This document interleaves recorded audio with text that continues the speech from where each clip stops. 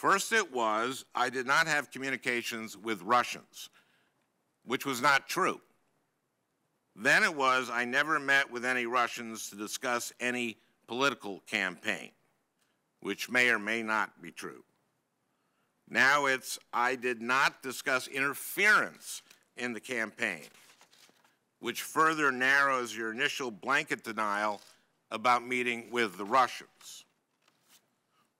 Since you have qualified your denial to say that you did not, quote, discuss issues of the campaign with Russians, what, in your view, constitutes issues of the campaign?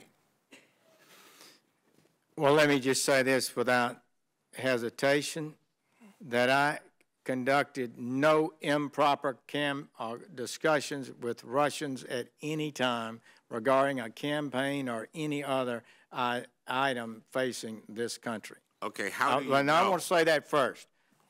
And that's been the suggestion that you've raised and others, that it was somehow we had conversations that were improper. May I suggest that... No, you had a long time, Senator Franken. I'd like to respond. Okay. I think I have a... We'll note that Senator Cruz went 2 minutes over, so I don't want... well, they're going to cut me off, and so I want to ask you some questions. No, I don't, Mr. Chairman, I don't have to sit in here and listen to his you're the one who testified. Charges without having a chance to respond. Give me a break. Okay, thank you. Go ahead. Take whatever It was not a simple question, Senator Franken. I'm sorry? It was not a simple question. The lead into your question was very, very troubling. And I answered to you in a way that I felt was responsive to what you raised in your question. Let me read it to you. You said, CNN has just published a story, meaning that day, while we were in the hearing, that none of us had heard about.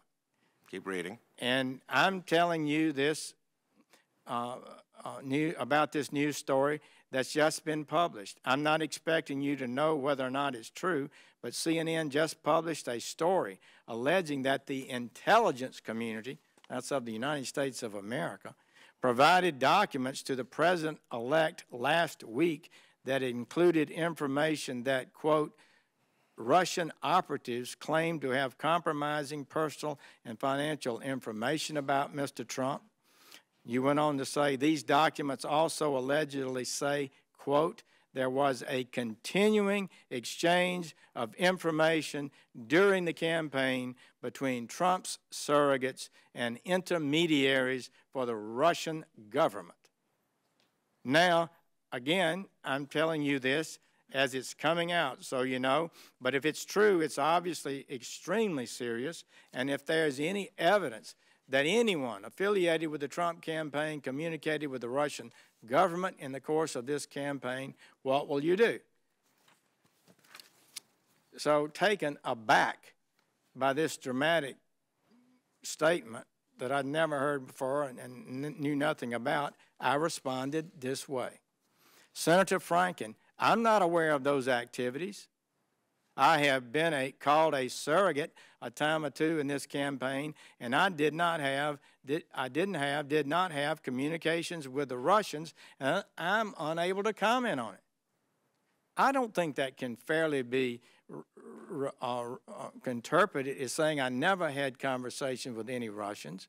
It was referring directly to the suggestion that there was a continuing exchange of information between Trump surrogates and intermediaries for the Russian government, which did not happen, at least not to my knowledge, and not with me.